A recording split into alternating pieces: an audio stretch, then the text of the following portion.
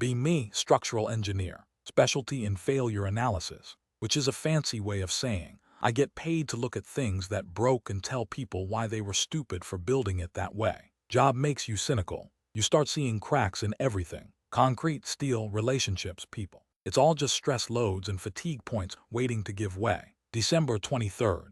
Chicago. Greyhound Station. The kind of place that smells like wet wool, diesel, and despair. Flight grounded due to blizzard. Train derailed minor, but enough to cancel service. Only option left is the bus. The iron horse of the desperate, sitting on a plastic bench that was designed by someone who hates the human spine. Checking watch. 11:42 p.m. Bus is delayed. Of course it is. PA system crackles. Voice sounds like it's speaking through a mouthful of gravel. Service to Minneapolis delayed. Indefinitely. Weather advisory. Groans ripple through the terminal. Collective misery is a fascinating social lubricant. People bond over hatred of logistics. Look across the aisle. See her. She's a storm contained in a trench coat. Messy hair, scarf that looks hand-knitted and unraveling. She's wrestling with a vending machine. It's an ancient machine, probably witnessed the fall of the Berlin Wall. She kicks it.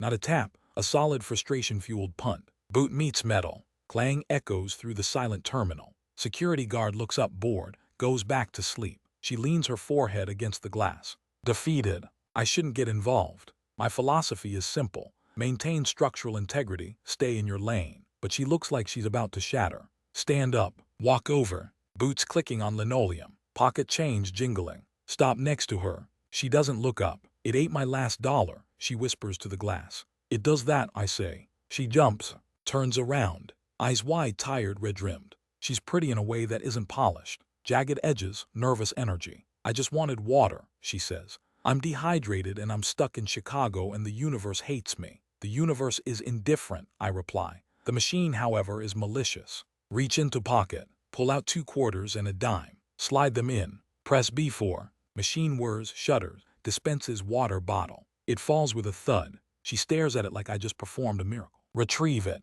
Hand it to her. Hydration, I say. Essential for surviving indefinite delays. She takes it.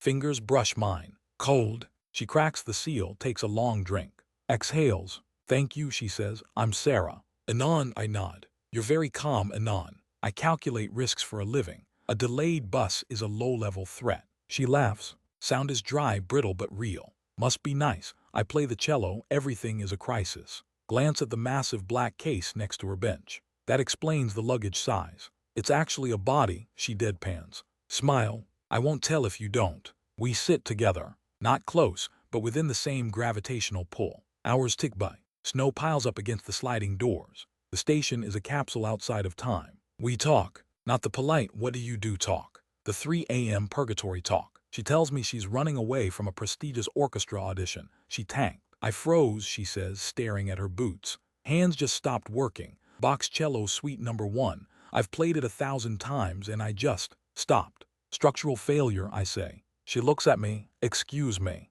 Overload. Too much pressure on the load-bearing walls. Collapse is inevitable if you don't reinforce the foundation. She blinks, then smiles crooked. You're a romantic, aren't you? I'm a realist. Same thing, usually. I tell her I'm going home to sell my childhood house. Dad passed 6 months ago. Mom's in a facility. House is just wood and memories now. That's heavy, she says. It's just logistics. Liar, she says softly. She sees right through the concrete. Unsettling. PA system crackles again at 4:15 a.m. Bus 404 to Minneapolis boarding now. Driver is risking it. Cheers, weak and tired. We board. Sit together without asking. Back of the bus. Heater is broken back here. Cold seeps through the window. Bus lurches forward into the white void. She shivers. I take off my heavy wool coat. I'm fine, she protests. Thermodynamics, I say. I run hot, you're freezing. Efficiency dictates we share resources. Drape it over her. She pulls it tight. Smells like cedar and old coffee. You're weird, she mumbles into the collar. I'm practical. She falls asleep against my shoulder. Head heavy, breathing evens out. I stay awake, watching the snow fly past like warp-speed stars. Thinking about failure. Hers on a stage, mine in an empty house. Thinking about how 2 failures might make a stable structure. Don't be stupid. She's a stranger. Bus ride is 6 hours of white-knuckle driving. We slide twice. Driver curses. She sleeps through it all. Wake her up when we hit the skyline. Gray morning light. She looks disoriented, then realizes she's drooling on my shoulder. Jumps back. Oh God, I'm sorry. It's fine, shoulder is waterproof. She laughs again. Better this time. Bus docks. People shuffle out, returning to their real lives. We stand on the curb. She hands me my coat. You saved my life back there, she says. It was 2 quarters and a coat. No, she looks me in the eye. You listened. Nobody listens when you're failing. That hits. Good luck with the house, she says. Good luck with the cello. She hesitates. Hand twitches toward her pocket phone. Then stops. Bus station logic kicks in. What happens in the void stays in the void. Bye, Anon. Bye, Sarah. She walks away. Cello case on her back like a turtle shell. Red coat disappearing into the gray city. I get in a cab. Go deal with the dead house. Life moves on. Winter turns to spring. Spring to summer. I'm back in Chicago, working on a retrofit for an old theater. Historic building. Owners want to preserve the acoustics, but stop the balcony from collapsing on the patrons. Kind of important. Standing on scaffolding. Clipboard in hand. Checking rivet integrity. Hear music. Cello. Deep, mournful. Resonating through the empty hall. It's not a recording. Stop tapping. Look down at the stage. Single ghost light. Figure sitting on a chair. Playing like she's trying to saw the instrument in half. It's angry. It's beautiful. It's her. Finish the inspection quietly. Climb down the ladder. Boots hit the stage floor. She stops mid-bow. Head snaps up. Defensive. Ready to fight the intruder. Eyes adjust to the gloom. She squints. Vending machine guy, she asks. Voice echoes. Walk closer. Structural engineer guy, I correct. She lowers the bow. What are you doing here? Making sure the roof doesn't kill you. Appreciated. She looks different. Cleaner, sharper. But the eyes are the same. You didn't freeze, I say, gesturing to the cello. She shrugs. I'm practicing, not performing, big difference. Sounded like a performance to me. She puts the cello in its stand. I got a job here, pit musician. Second chair, it's not solo work, but it's structural support. She smiles, using my words. Smart. How was the house, she asks. Sold, demolished. They're putting up condos. I'm sorry. Don't be. The foundation was cracked anyway. Silence. Not the awkward kind. The recognized kind. I owe you $1, she says. With interest, that's about $1.10. She laughs. Let me buy you coffee. It's the least I can do for the coat. Deal. We go to a cafe next door. Talk for 3 hours. She explains the politics of an orchestra section. I explain the tension loads of suspension bridges. She finds it fascinating. I find her fascinating. She's chaotic energy, grounded by discipline. I'm rigid discipline, looking for a little chaos. We fit. Start seeing each other. Not a date exactly. Just occupying the same space. I fix her leaky faucet. She drags me to weird experimental jazz shows. We exist in the orbit of just friends. Because we're both scared. She's scared of needing someone. I'm scared of failing someone. Month 4. Raining. We're at her apartment. She's pacing. I have an audition, she says. Okay. Soloist. For the opening night of the renovated theater. You'll kill it. I'll freeze, she says, panic rising. I'll get up there and my hands will lock and I'll be the girl who choked again. Stand up. Grab her shoulders. Look at me. She does. Trembling. You're looking at this wrong, I say. Don't give me an engineering metaphor, she warns. Too bad you're thinking of yourself as a glass tower, rigid, perfect. One crack and it falls. And be a suspension bridge. You're supposed to sway. You're supposed to move with the wind. If you stay rigid, you snap.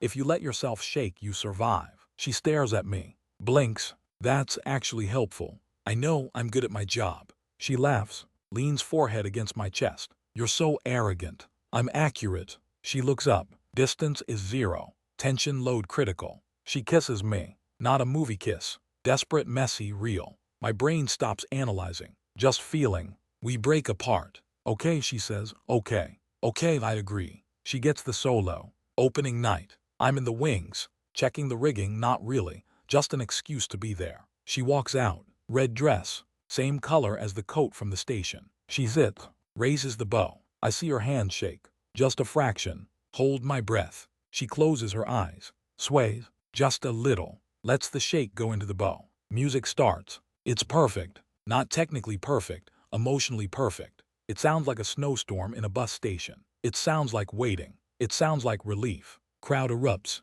She stands. Looks to the wings. Finds me in the dark. Smiles. We go out for drinks after. Adrenaline high. I did it, she says, vibrating. You swayed. I swayed. She traces the rim of her glass. I think I love you, she says, fast, like ripping off a Band-Aid. Freeze. Brain buffering. Analyze data. Conclusion. Inevitable. That's good, I say. She glares playfully. That's good. I pour my heart out and you say that's good. It's good because the structural integrity of this relationship depends on mutual load-bearing. She groans, throws a napkin at me. Say it back, you nerd. I love you too. She beams. 6 months later. Living together. It's messy. She leaves sheet music everywhere. I organize the spice rack alphabetically. We fight about thermostat settings. We make up with Chinese takeout. It's normal. It's terrifyingly normal. Then the call comes. My firm, bridge collapse in South America. They need a forensic team. 6 months on site. Remote, dangerous, career-defining work. Come home. She's tuning her cello. I have to go, I say. She stops, listens to the details. Doesn't cry, doesn't beg me to stay. It's who you are, she says. You fix broken things. I don't want to leave you. I'm not broken, she says. I'm reinforced. Go. Airport scene. Reversal of the bus station. I'm the one leaving. She's the one standing firm. Don't die, she says. Safety factor of 2, I promise. Kiss me, idiot. I do. Board the plane. 6 months in the jungle. Bad signal. Emails are sporadic. Miss her like a phantom limb. Work is grueling. Concrete dust and tragedy. But her voice in my head keeps me steady. Sway, she'd say. Don't snap. Return flight. Exhausted. Beard unkempt. Tan fading. Land in Chicago. It's winter again. Full circle. Walk out of baggage claim. Expect a cab. See a sign. Held by a woman in a red coat. Sign says, engineer needs maintenance. She's there. Holding a baby. Wait. Zoom in. No, she's holding a puppy. And a coffee. Walk over. She drops the sign. Hands me the coffee. I got a dog, she says. I got lonely. You got a dog, I repeat. His name is Coda, because he's the end of the movement. Dog licks my hand. She kisses my cheek. You look like a mountain man. You look like home. She stiffens slightly. That was a good line. You practicing? Maybe. We walk to the car. Snow starts falling. Just like the station. I have news, she says, unlocking the car. Good or bad? Complex. Get in. Heater blasts. I got offered a tour. Europe 6 months. Look at her. She looks anxious. Waiting for me to calculate the risk. To point out the schedule conflict. To find the crack. Take it, I say. She blinks, but you just got back. And we'll be apart again. Reach over. Take her hand. We're not a glass tower, Sarah. We don't need to be in the same room to stand up. She squeezes my hand. Hard. God, I missed you. I know. Drive home. The apartment is different. Dog toys everywhere. Sheet music on the fridge. It's chaotic. It's structurally sound. Years pass. Montage of airports, video calls, reunions. She plays Vienna, Berlin, London. I fix dams, skyscrapers, stadiums. We are 2 satellites in orbit. Sometimes we collide. Sparks fly. Sometimes we drift. But gravity holds. We get married on a Tuesday. Courthouse. No big production. She wears white velvet. I wear a suit that actually fits. Judge asks for vows. She plays a short piece on the cello. I read a structural assessment of our future. Judge cries. We laugh. Dinner at the vending machine in the Greyhound station. Just for the irony. Security guard is still there. Still sleeping. We've come a long way for stale crackers, she says, eating pretzels. It's about the origin story. She leans on me. I'm pregnant, she says. Mouthful of pretzels. Choke slightly. Recover. Repeat. I'm pregnant 8 weeks. Calculations say it's a baby. She's watching me. Scared again. The fear of the chain. The fear of the solo. Look at the departure board. Delayed on time. Look at her. My chaotic, beautiful variable. We're going to need a bigger foundation, I say. She laughs. Tears in her eyes. Is that a yes? That's a construction permit. She hugs me. Smells like pretzels and cheap soap and love. Think back to that night. 2 strangers. 2 failures. Waiting for a bus that never came. And catching something else entirely. Are you terrified? She whispers. Terrified, I admit. High probability of sleepless nights, financial strain, and emotional overload. And kiss her forehead. And I can't wait to start the build. Bus station announcement crackles. Service to St. Louis, now boarding. We don't move. We're already where we need to be. End of script.